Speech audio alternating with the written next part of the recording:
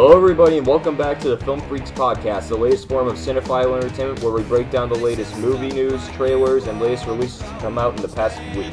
And joining me today is one of my very good friends on YouTube. He's been around for well over a year by now, and he's definitely got a lot more energy than the typical YouTuber does, and that is Mr. Erik Bajzert of BAJZERTproductions. Hi, everybody! I knew you were going to do something like that for your intro, but anyway, here on the Film Freaks Podcast, we break down several categories where we talk about the latest week in movies. First up, where we're upgrading it this week, we originally have the Hollywood 3, but since this week had so much freaking news come out almost every day, we're bumping it up to 5, calling it the Hollywood 5, and then we'll go on to Trailer Talk, where we have a bunch of trailers to break down this week, more than usual, and then we'll be culminating in the climax of the show, where it's Rate the Release, where we'll review Snow White and the Huntsman.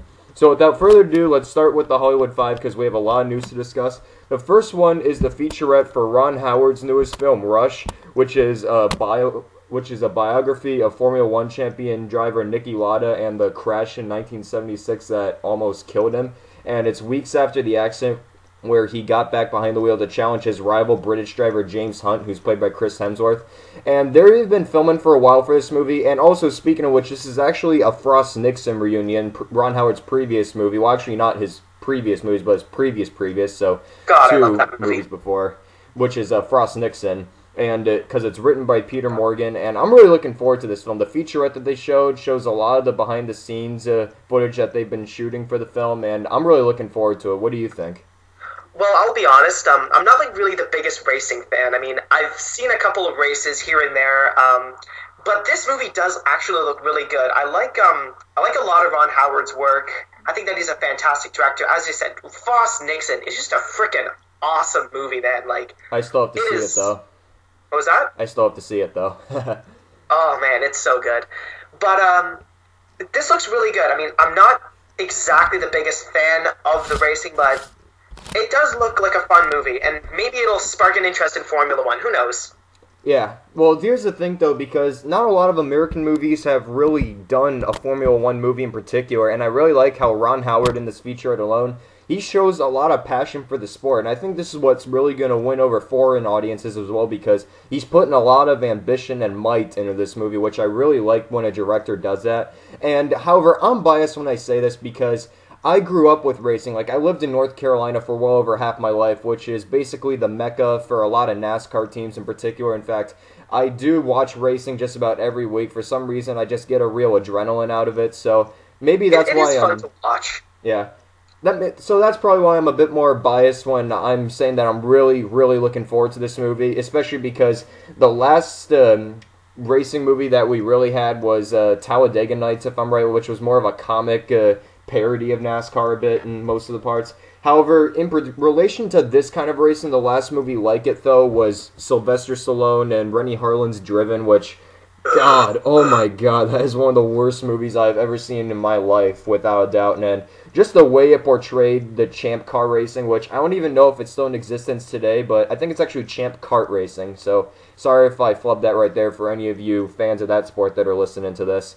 But anyway, like, that movie, though, on the other hand, it was just so bad because it just glorified the crash nature of the sport for the most part, and it had all these really laughably obvious CG effects, especially in the crashes that they had in it, too. But on the other hand, going back to Rush, though, I'm really looking forward to it. It has a lot of great talent behind it, with Chris Hemsworth, Ron Howard, Peter Morgan, Olivia Wilde, and the guy who's playing Niki Lauda, though, on the other hand, his name is Daniel Bruhl. I don't think I've seen any of the rest of his credits, though, but I've actually heard he's a decent actor, though, too. I've never heard of him. Yeah. So, yeah. But I'm sure he is a great actor. I mean, Ron Howard knows how to pick his cast. You should say Olivia Wilde is in this. Yeah, she is. I am so into it now. I just have the biggest crush on Olivia Wilde ever. Like, back when she was on House.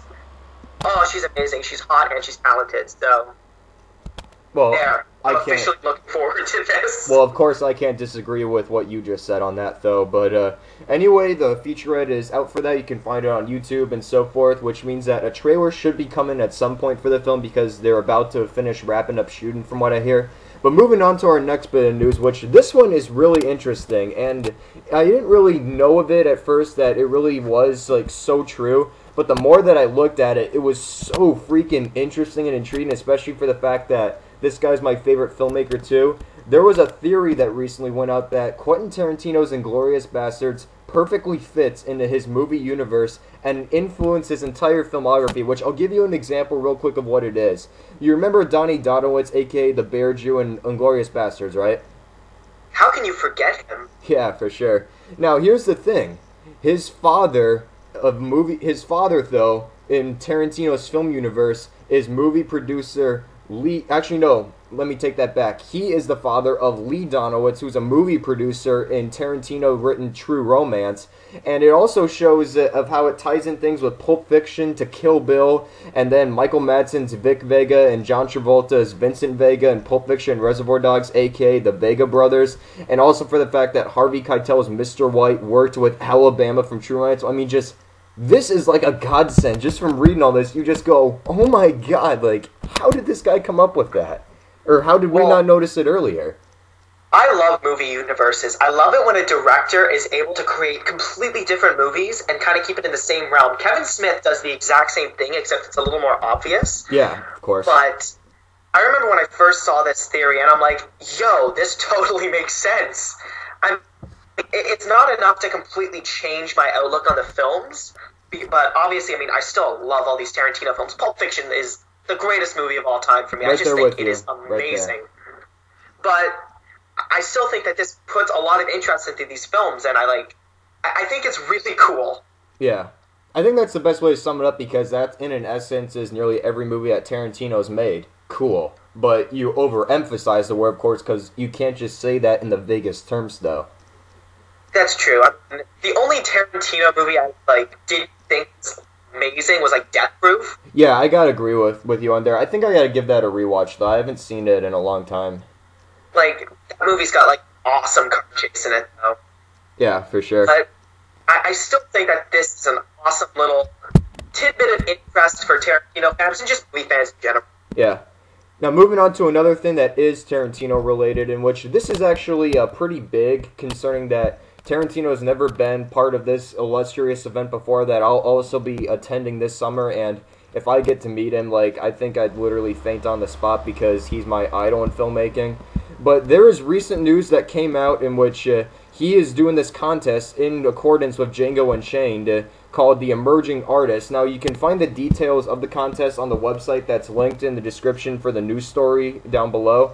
But in this contest, if I'm right, is what happens is that he's given the opportunity for a lot of people to take the Django Unchained footage that they released from the trailer and turn it into something less than 3 minutes of their own in a very epic sense. I have a feeling that's what it is, but of course the website, if you check it out, it will give it a lot more detail than I'm saying. But the winner of this contest, though, will get to come to Comic-Con and also hang out with Quentin Tarantino. But the bigger part about this, though, too, is that it's a true sign that this will be Tarantino going on a trip to Comic-Con to promote Django Unchained, potentially with a panel at Hall H, which, oh my god, I already have a sense that this could be the best Comic-Con that I could be attending now. So what do you think of this?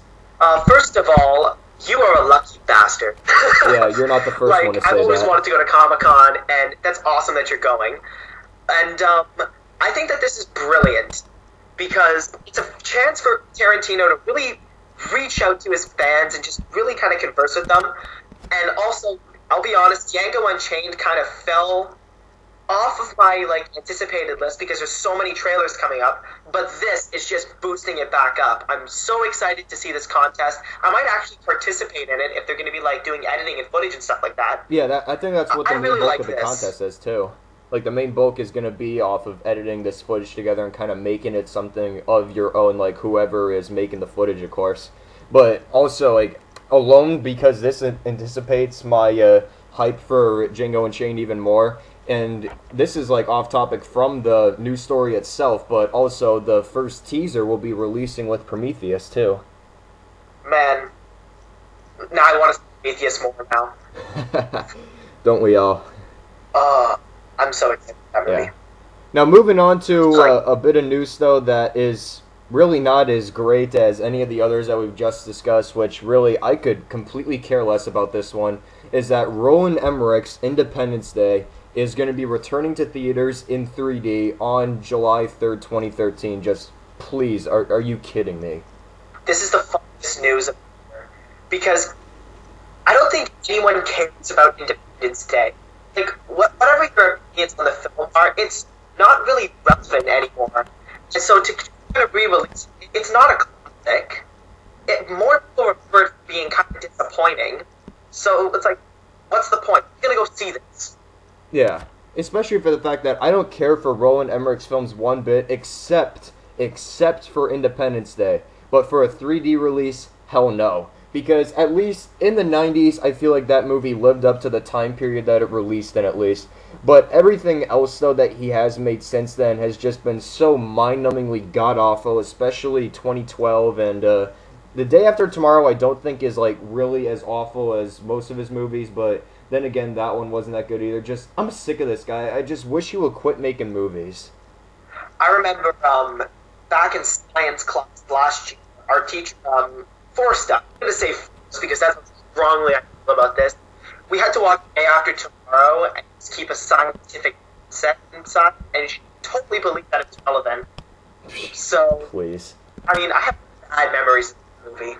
Yeah. So I'm not a fan of Emmerich whatsoever. Yeah. I can say the same except for Independence Day, but even that movie is just like a typical summer movie the more I think about it. Yet, like, it still retains an entertainment factor of some kind, but it does have the extreme cheese that a lot of blockbusters do contain these days. But really, this is news that I feel like really no one has ever cared about. If you are a diehard fan of Independence Day, like, so be it. If you want to, just go ahead. Like, give this guy more money. Like, he's trying to compete with Michael Bay for who can make more money in a year, which he's already doing that with Transformers The Ride in 3D.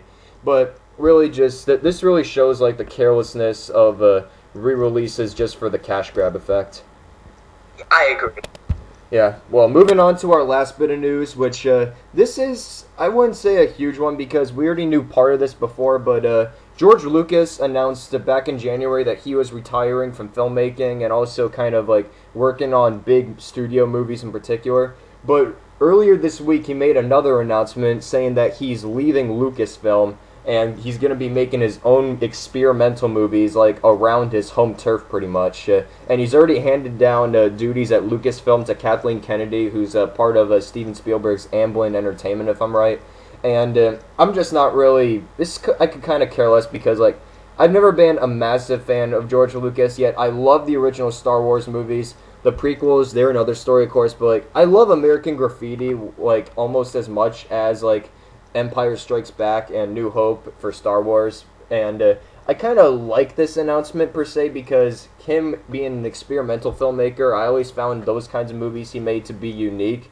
However, just the fact that he's leaving now to make them on his own, like on his own turf, as I said, like he's basically going to be making them in his house. Just he's not even going to show them to the public too, which is just odd. So wait, he'll be making movies, but they're not going to be like formally released? Yeah, like he's just gonna... Here's the thing. The prequels were not good. And as much as I will defend Kingdom of the Crystal Skull, it's not the old ones. Yeah. Like, George Lucas, whenever you're making a movie, he had a lot of script doctoring. I mean, it's just a lot of input. And I think that he's made some classic films, and he's created some classic characters. But lately, he's just been kind of digging his own grave. So what I'm going to say is retire, keep the success that you have with the old ones, and just live your life. I mean, you've got a ton of money. Chill. Yeah. I think pretty much anyone can agree with that. What was that? I think pretty much anyone can agree with what you just said.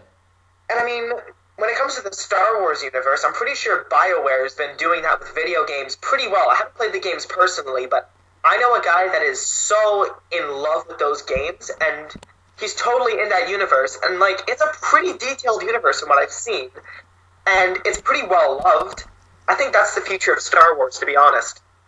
Yeah, true. Like, it has found a lot of great success in the merchandise, and especially within the video games. And plus, anytime I go to Comic-Con, there's Star Wars costumes left and right. But off topic, but one of my favorite Star Wars costumes that I have seen, like, from the franchise, which this one kind of mixed together both the original and the the prequel movies, and it was so kind of mean-spirited yet so hilarious at the same time. There was this guy dressed up as what he called Chef Vader, which was Darth Vader dressed as a chef, and on his plate was the head of Jar Jar Binks. I kid you not. Oh my god. I literally have a photo of it too. Oh, I love that. If you want to post that on the video, that would be cool. Yeah, I'll find the right amount of time that we are at, and I might as well do that then. Yes. Alright, so... I'm really excited to see that. Yeah. Well, that's all the news from this week, or probably the biggest ones, which, if there is a lot of news that does come out within the week for film, of course, we will upgrade the segment from the Hollywood 3 to the Hollywood 5, and in essence, if there is enough big stuff, which... for essentially this week, that had a huge part in it, but just to let all you know that this segment could increase at points, which this next upcoming one, though, did, with a lot of new trailers in Trailer Talk, which the first one that we're going to discuss is the third trailer to Abraham Lincoln Vampire Hunter. Okay, so, I'm a fan of Seth Grahame-Smith.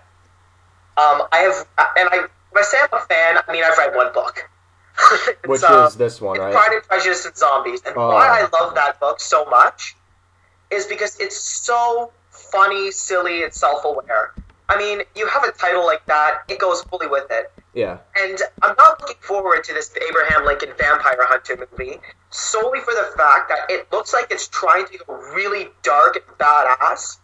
But the thing is, when you have this concept as silly as this, I think it'll turn out as nicely as I want it to. So, as a trailer, I think that this well cut, it represents the film probably very well.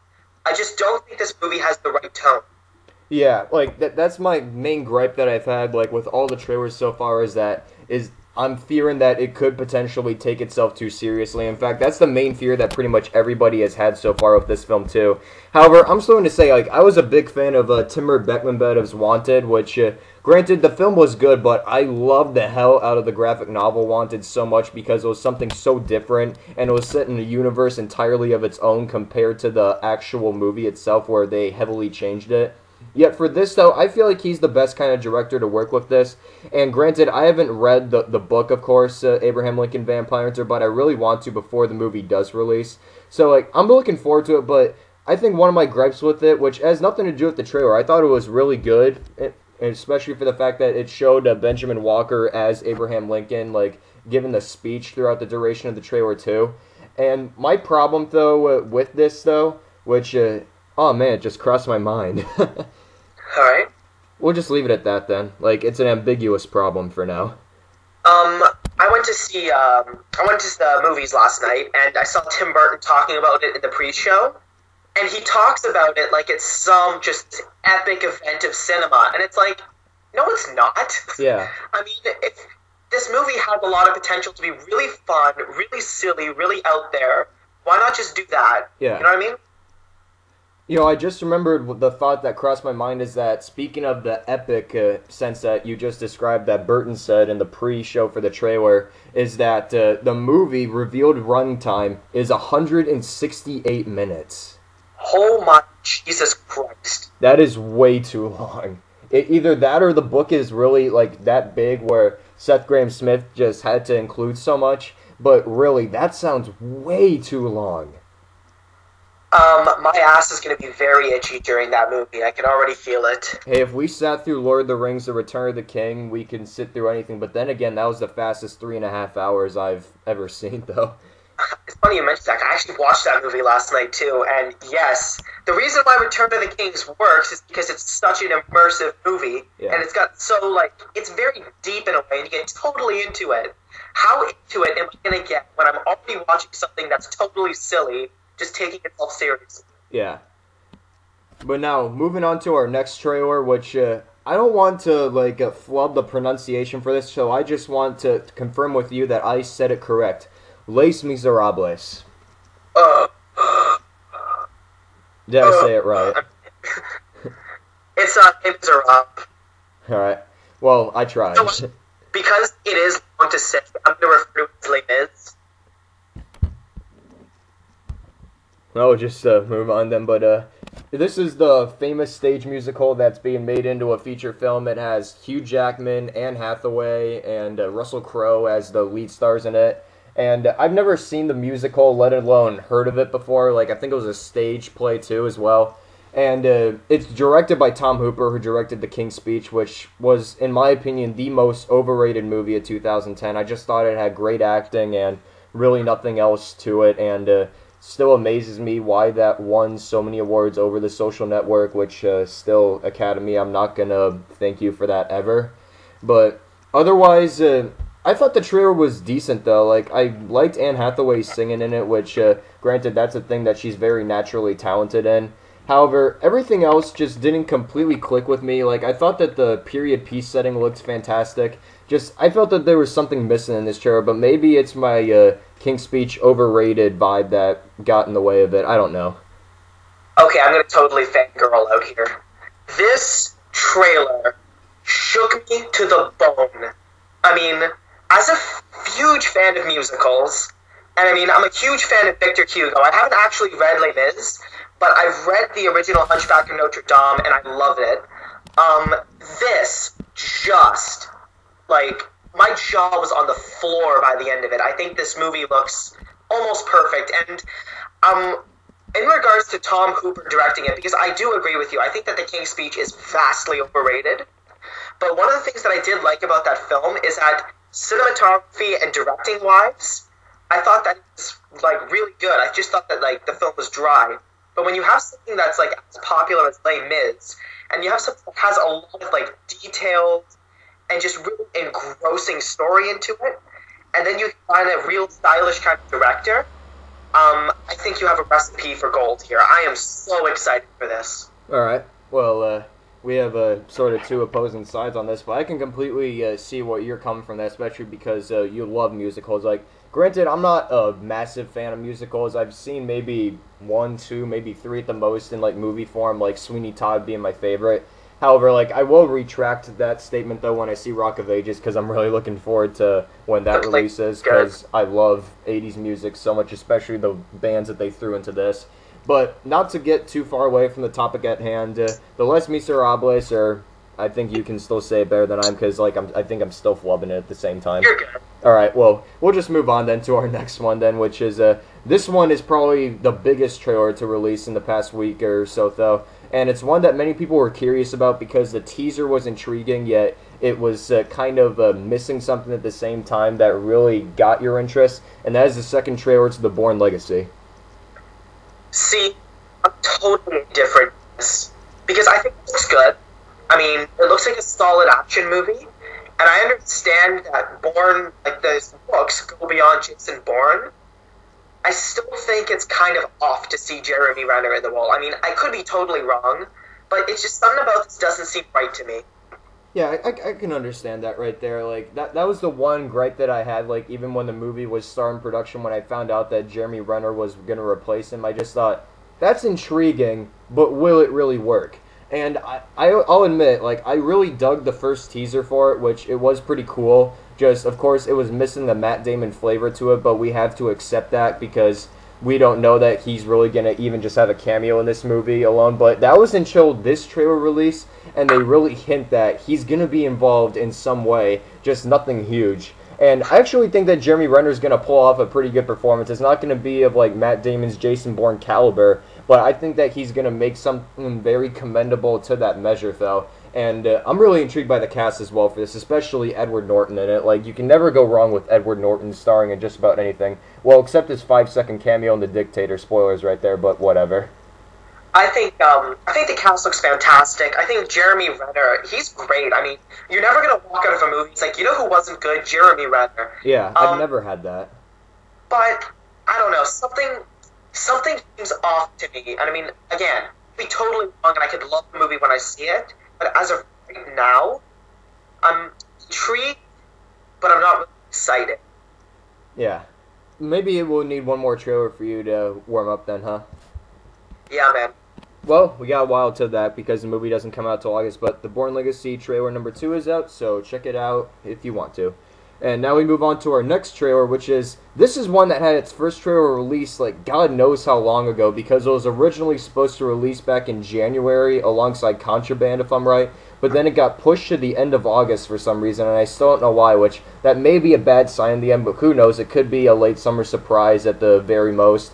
And that is the second trailer to the Joseph Gordon-Levitt headline Premium Rush, which is basically Fast and the Furious for hipsters.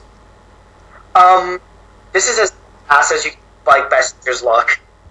Like, I'm intrigued, and I am a little bit excited, because the trailer and the action, it does look really, really good. It's just, again, this is such a late release, and, I don't know, it doesn't look fantastic. It does look fun. Yeah, like, well, then again, with most of the movies that do release late in August, they are meant to be just fun movies and nothing else. However, they sometimes turn to crap as well. And I'm looking forward to it because of the actors mostly, and also that David Koepp is directing it. Like, he's a decent screenwriter. Like, he's a screenwriter that he does really good job at executing a story most of the time. It's just the dialogue that's one of his weak points with a lot of the movies that he has written, though. And my fear is that that could transition to this movie in particular. However, I'm looking forward to it solely for Joseph Gordon-Levitt and Michael Shannon, and also some of the action and stunt work that they do with the fixed gear bikes in this. It actually looks alright. I like that. Can you just remind me what David Koepp said again? I'm sorry. Let me see. You ever heard of Ghost Town at all? Oh, he did Ghost Town? Yeah, he co-wrote and directed that. Like, that's one of his more recent credits, because he hasn't really done a lot of work for a while. But, in fact, I'm pulling up his filmography right now. Like, here's his main writing credits. He co-wrote Jurassic Park. He co-wrote the first Mission Impossible. He wrote the first Spider-Man. He wrote War of the Worlds. And he also wrote the fourth Indiana Jones film, too. I like those movies. Yeah, the one problem as I did state before, like, I think he's good at constructing stories most of the time. Just, I feel like in the dialogue department is where he falters sometimes, though, where it gets kind of cheesy. Well, I like Ghost Town. And except Ghost Town, like, I'm exempting that, of course, and Jurassic Park. Like, the other ones, though, I've had problems, though. You know what? I think when it comes to a movie like this, when you're in it for the stunts and you're in it for all, like, crazy cool crap that's going on, I'm focusing more on the action, and I'm focusing more on the story than I'm going to really nitpick the dialogue. Unless it's, like, atrocious, in which case I'm going to be like, hold on, you did not just say that! Yeah. But, you know what? This looks fun. Yeah, like, I can agree with that. Like, even I feel like Koepp may be self-aware of, like, what kind of movie he's making as well, where he just kind of has to focus more on, like, the action spectacle of it, which, granted, I think it will turn out great, just, I'm fearing it because of, like, its 7-month push it got, though. Well, I think it's maybe just trying to... What's coming up in August? Well, there really isn't a lot. The only big release that does come out, like, at that point in August, because really the only big things that do come out in August are the Total Recall remake, Paranorman, The Bourne Legacy, and The Expendables 2. After that, though, there's really nothing else. Like, the biggest title that I can remember that does release, like, around Premium Rush is Lawless. I think more people are going to get Premium Rush. Yeah. Just knowing how... Just kind of predicting how past box office records went, I think that's maybe why it got pushed. Yeah. But, I don't know. Again, looks fun. Yeah, it does. So, second trailer for Premium Rush is out, linked below, of course, along with all the other trailers to check out. So, we move on to our last two trailers. The first of those is the second one to a movie that I'm really not looking forward to at all. And it pains me to say that, too, because it stars Jennifer Lawrence in her first film since The Hunger Games. And that is House at the End of the Street, the second trailer released with it alongside Snow White and the Huntsman, if I'm right. And I'm really not looking forward to it, so it just looks like such a generic horror film, and people are already making a bunch of theories for what the big twist will be, and really almost any of them have the possibility of happening, so that already shows the shallowness and the predictability that this movie could potentially have. And the only reason that I'm going to see a movie like this, though, is because Jennifer Lawrence is in it, and she has terrific star power and charisma as an actress today. And fun fact, this movie was shot all the way back in 2010 as well. Oh my god. So, I'll be honest. I totally forgot about this trailer. Same. It It looks okay. I mean, it's... I don't know what to think, because it doesn't look horrible to me. It just doesn't look that good. Yeah. And Jennifer Lawrence is enough to keep watching any movie. I mean, I'm kind of infamous for not liking Winter's Bone, but I kept watching because of her. But I don't know. It's the best I can say. Yeah, that's the best way to describe it, like, really meh. The only thing that it did make me remember was that Max Stewart was still an actor. I haven't seen him in years. Yeah, I agree. Like, the last things I remember seeing him in was the beginning of Jumper, and then he was also in Wes Craven's My Soul to Take, which, I think everyone has forgotten about that movie till I just mentioned the title. Man, I forgot about Jumper, too. Yeah, well... Just press that deep into my subconscious. Yeah. In fact, if you go up on Collider.com for where they posted about this trailer, there's one person that listed, like, I think somewhere between 5 and 8 theories at what the twist will be in the film. And literally just about all of them are plausible to happen. Well, who knows? I'll probably end up seeing it because it's a horror movie, and I just love horror movies, but I have a feeling I'm not going to like it. Yeah, I have a feeling I'm not going to like it either, but as I said, like, I don't go into a movie just preparing to not like it. Like, I'm going to see it for Jennifer Lawrence only, just really, I think she could have picked something so much better to follow up, but I wouldn't really even consider this a follow-up, though, especially for the fact that it was filmed well over a year before she was even casted in the Hunger Games, so this is just really bad releasing, actually.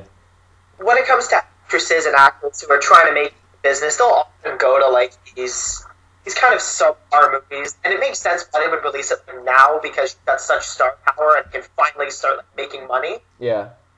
But I don't know. This could have very well been a straight-to-video release that they just pushed back because, like, the Hunger Games. Yeah, I have a feeling that's also why they pushed the release, too, is when she got casted in the Hunger Games. Like, I felt like they were preparing to release this sometime back all the way in 2011, probably, but then when the news broke that she was casted as Katniss Everdeen, they're going, oh, wait, people really like her. Let's release this later now. Agreed, man. Yeah. So totally on this. Yeah. And now we move on to the last trailer of Trailer Talk, which this one's a lot different compared to the others that we have discussed. And this is the film that actually won the Palme d'Or at Cannes Film Festival this year by director Michael Haneke, who's no stranger to win the award. He won it a few years ago for The White Ribbon, which was one of my favorite movies of 2009. I really loved that film. And this is the first trailer for Amour, which is basically the French term for love. And it focuses on this elderly couple who are retired, I completely flubbed that right there, retired music teachers with a daughter who lives abroad near them. And one of the female of the couple, she ends up suffering a stroke which paralyzes her on one side of her body, and it ends up really complicating things. Now, the trailer is very moody, to say the least, and it looks like it's going to be having a lot of hidden tension throughout, especially in the last shot of the trailer, which is probably my favorite part. Now, what did you think of this? These people look very miserable, don't they? Yeah, they do. I'm looking forward to this movie, but not because of the trailer. I'm looking forward to it because I know it's going to be, like, good because of, like, the Palme d'Or. That being said, as a trailer, it's very hard to cut a trailer for a movie like this because you can't really represent it in... what's the word I'm looking for? Like, when it comes to really, like, artistic and very deep movies like this, it's very hard to cut a trailer together. Do I think this trailer is fantastic? Not really. That being said, the people that are doing this movie have a great track record behind it. I actually was, like, searching for the White Ribbon after it won the Palme d'Or at Toronto Film Festival. Didn't get tickets, got really mad. But this is going to be good. I know I'm going to like this. Yeah, so same. Like, I didn't see the White Ribbon, like, a while after it won all its awards, and, like, I was pulling for it to win the Best Foreign Language Oscar as well. I'm really glad it won the Golden Globe, at least, but I love Michael Haneke's films because nearly all of them, a lot of them have similar features within them, in which, like, he doesn't really show violence that happens. He allows you to, like, perceive it in your mind at what is happening at times. But he's really good at deconstructing, like, a family, basically, like, no matter what kind it is, and showing all of the flaws that really exist within their relationship. And they're very depressing at times, to say the least, and sometimes his movies are hard to watch from the graphic content at times. But I'm really, really looking forward to this, especially since I've seen one of his Palme d'Or winning films. I can't wait to see this one. Agreed. This is, I mean, I was exactly a fan of the last Palme d'Or winner, which was Tree of Life, right? Well, that one spoiled a lot of people, though, so that's given. Yeah, I was a fan of that one, but and Pulp Fiction won the Palme d'Or, and that's my favorite movie of all time. So, you know, I am looking forward to this. As am I. And now we move on to the highlight of the show, which is Rate the Release, in which we're going to be reviewing the latest movie that came out this weekend, which is Snow White and the Huntsman, which this is yet another version of the famous Grimm Brothers fairy tale, but this one's presented in a lot more darker and stylistic form. You have Kristen Stewart playing Snow White, you have Charlize Theron as the evil queen, and Chris Hemsworth as the huntsman who's ordered by the queen to hunt her down and bring her to the queen. However, of course, if you know the Snow White legend, you know how things will play out, of course. So I was really looking forward to this movie, to say the least, because I still hate Mirror Mirror with such an immense passion, because that movie was extremely childish, dumb, stupid, and just really lacking in a strong style at times. And even with Tarsem Singh behind the camera, which that guy's a strong visual director, he just wasn't given enough to work with despite some interesting shots. Which is why I had a lot more hype built up for this one, because my anticipation for this dates all the way back to Comic-Con, where I saw them do a panel for this, and it had Chris Hemsworth, Charlize Theron, Kristen Stewart, and the director there present, in which they discussed like the concept art and the costumes, which they actually showed off before they even started filming. And when the first trailer was released, I was really, really looking forward to it, because I really dug the look of it. And now that I've seen the movie, I can say that I was a tad underwhelmed in the end, which it seems like a lot of people have been from seeing this, but I still really enjoyed it, because at least the director tried a lot, especially in his first time making a movie, which he really nailed down the visual aspect, especially within the cinematography too. However, it detracted him from really centering on a lot of the main focus points of the Snow White legend, which he did rush a few points at times, but I'm going to stop from rambling on for too much, because of course I want you to say your thoughts on it. So what did you think of it? Okay, so I went into this movie with, like, not the greatest expectations, because I'm really not a fan of Kristen Stewart. I mean, she has yet to impress me until this movie, because I did think she did do her job well. I'm not going to say that I hated it, because I didn't. I thought that for what it was fine. I just wasn't, like, the hugest fan of it. He just isn't a word, but whatever. Visually, it's stunning. Yeah. Like, the direct work in this is fantastic. I can't wait to see what this guy's going to do next. Yeah, same. But for me, the script is a mess. I mean, it's very broad. It's very... it's got this huge scope on it. But the problem with that is, it's got the scope without really focusing on the characters and just how they kind of work. So it's hard to really get into it, you know what I mean? Yeah, I can understand that. In fact, there's been a lot of Lord of the Rings fans that have been saying that this movie, like, rips off certain aspects of the Lord of the Rings trilogy, like, in the essence that it tries so hard to be epic, which, granted, I think that was one of the biggest flaws of the film, is that it tried way too hard to be epic at some points. Absolutely. And towards the beginning of the movie, I was called this John that I've seen other movies. Do you remember... Spoilers. Do you remember when she was coming out of the sewer at the beginning of the movie and she kind of washed up? Am I the only one who called Inception when I saw that? That's Inception. I don't think I did for that, but I guess I can see others that did for that. Like, one spoiler that I do want to bring up, though, which was another flaw that I had with the film, is that, of course, spoilers if you haven't seen the movie, so just mute your headphones for now if you don't want to hear these, but... there was the point where it came to where she gave her speech to, like, rally everybody together, and they all agreed to, like, be on her side for the army to, like, fight against the queen.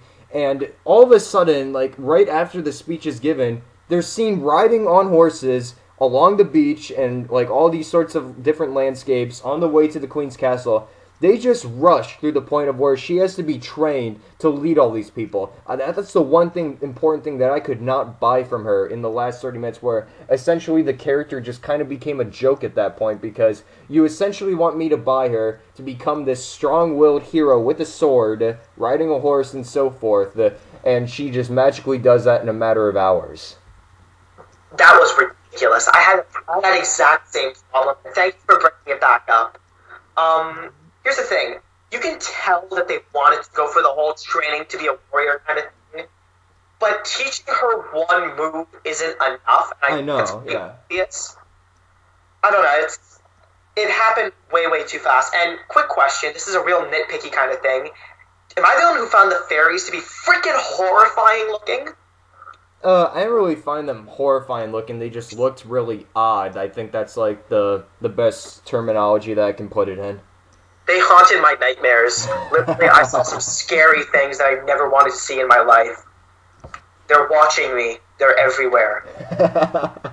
They stand outside of my bedroom. Hello, Eric. How are you? I'm like, go away.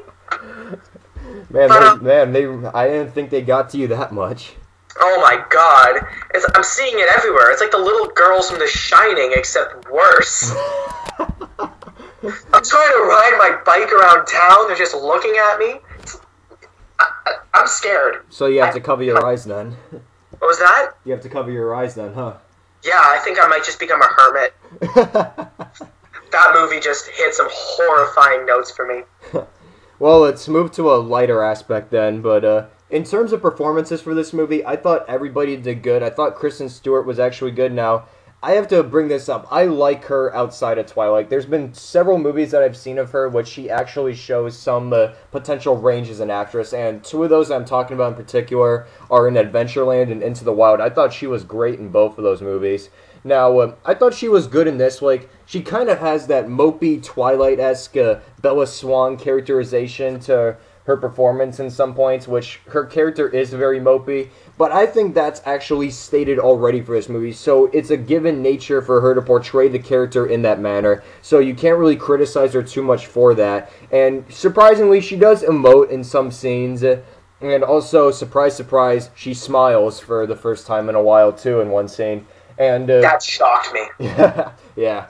And in other performances, I thought Chris Hemsworth was good as the Huntsman, even though his Scottish accent really slipped at a lot of points, and he kind of just sounded like Thor for the rest of the movie in several points.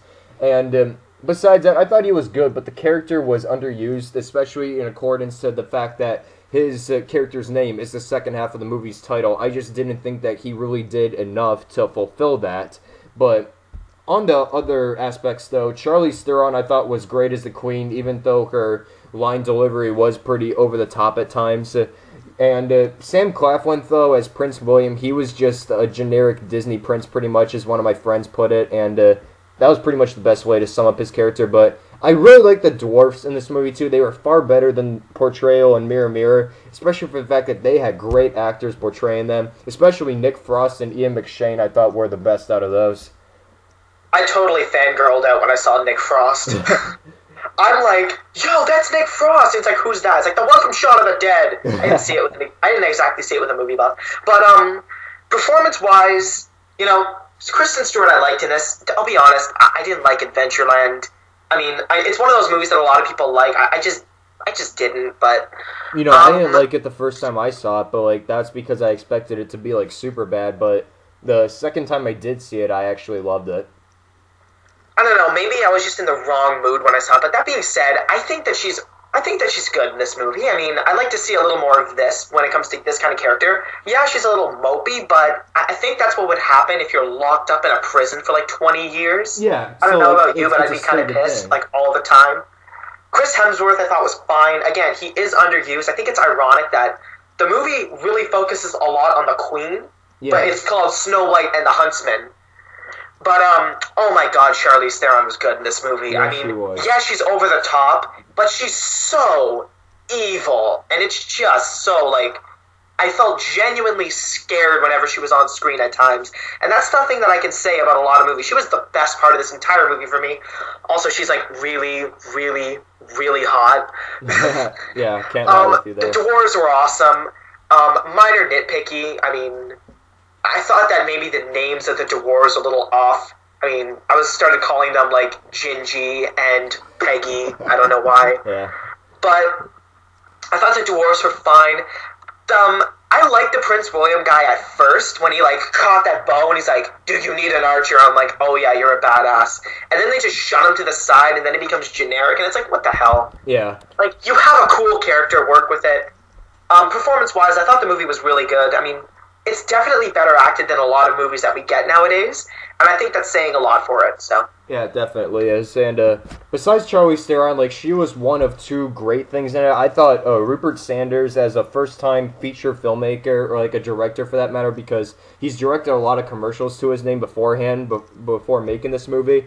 And I thought that as a first-time director, he has a great visual style for this film, like especially for the fact that he made a lot of scenes very dark and very grimy within their shots. And then when it came to the sanctuary part, which is like the more enchanted forest than the dark forest, I thought those scenes were so visually stimulating for the way that he constructed them. And also big props to the visual effects people. They made some terrific creatures out of it too. And I'm really looking forward to what Rupert Sanders does next in his direction. I can agree with people that he, even just in his debut, he seems to be a very style over substance director, of course. Well, I think that he's a fantastic visual director, and I think, you know what, in terms of a story, it's a mess, but it's not that bad. Yeah, true. His directing team, the visual effects team, they totally turned me off shrooms for the rest of my life. What? Oh, sorry about that. You know what? I think as a director, he's fantastic. The visual effects in this movie were really good. Again, it's all very underwhelming, but I can't really fault him for that. And you know what? Give him a good script. Let's see what he can do with it. Yeah, true. Like I feel like that's the same thing that could happen with him as well. But overall, though, like I really enjoyed the film. Like I still don't understand why the reviews are so freaking mixed. Well, actually, I'll take that back because we're kind of in that conversation right now. But I can totally see where people are coming from for why they're so mixed on this film. However, I think it goes pretty far to say that the movie was boring because, like, I feel like that's kind of been a stupid criticism to say the least. Because it's not great, but it's not boring. Like, as much as I wasn't completely emotionally invested in it, I was still really liking all the cinematography and just the stylized stuff in it. Yeah, true. Then again, I like Sucker Punch, so. Yeah, like I can see where people are coming with on pacing issues. Yeah, sure, they're evident in it, but to go as far as to say that the movie's boring, I think is too harsh of a criticism because I actually think that Sanders actually took the time to elaborate certain aspects in the story by letting them play out in a progressive manner, and then like he quickly built up the pacing as like the acts went on as it got faster towards the end. And I just want to say, before I give my rating, I do want to say that the final climactic fight between Snow White and the Queen, I thought that was very anticlimactic, actually. Yes, that was a huge problem of mine, too. Thank you for bringing that up. Yeah, but besides all those nitpicks aside, as I kind of stated them more than I did in my review that I have on my YouTube channel, I really enjoyed the movie, and it's not going to be anything, like, far memorable, really, except for, like, certain aspects, which is the direction and Charlize Theron's performance, of course. So, I'm going to give this movie 3.5 out of 5. What would you give it? Well, just quickly before my rating, I do love the song at the end. It's already on my iPod. I don't know if that's a valid criticism, but I thought that was great. Soundtrack-wise, for the score, I thought it was kind of generic, but generally speaking, this was a fun movie. I did enjoy it. I didn't hate it. It's forgettable, but I mean, as an experience at the movies, I thought it was fine. So because of that, I'm gonna give it I'm gonna go 3 out of 5 stars. I was gonna say 2.5, but after thinking about it, I did enjoy it. So I'll go solid 3 out of 5. All right, so we're almost even right there. So pretty good. Well, unfortunately, that brings us to the end of this episode of Film Freaks. As usual, if you want to see any of these things that we discussed, specifically news, trailers, and so much more, all those links are below where you can also find Film Freaks on Facebook. Go and like us there where you'll get updates on guests coming on board in the next month, where I've actually established that list so far. We're still looking for one more for another episode. But in the meantime, you can find me, of course, Tyler from CaliCriticReviews on youtube.com/CaliCriticReviews. Follow me on Twitter. Subscribe to him. He's awesome. Yes, thank you. Follow me on Twitter at CaliCritic, and also like me on Facebook, which is Tyler Christian, and then in parentheses, CaliCriticReviews. And Eric, where can we find you? You can find me at youtube.com/BAJZERTproductions. You can follow me on Twitter at YouTube. Sorry, not YouTube. You can follow me on Twitter at BAJZProductions, BAJZ Productions. Yeah, just look at that. Alright, good. And subscribe to Film Freaks if you already haven't. And I think that's going to do it. This has been a lot of fun. I definitely enjoyed myself here. Yeah, you're very welcome for coming on board as well. Thank you so much for having me. No problem. So, in the meantime, I'm Tyler from CaliCriticReviews. And I'm Erik Bajzert of BAJZERTproductions. And we will see you next time on Film Freaks. Goodbye. Oh, yeah!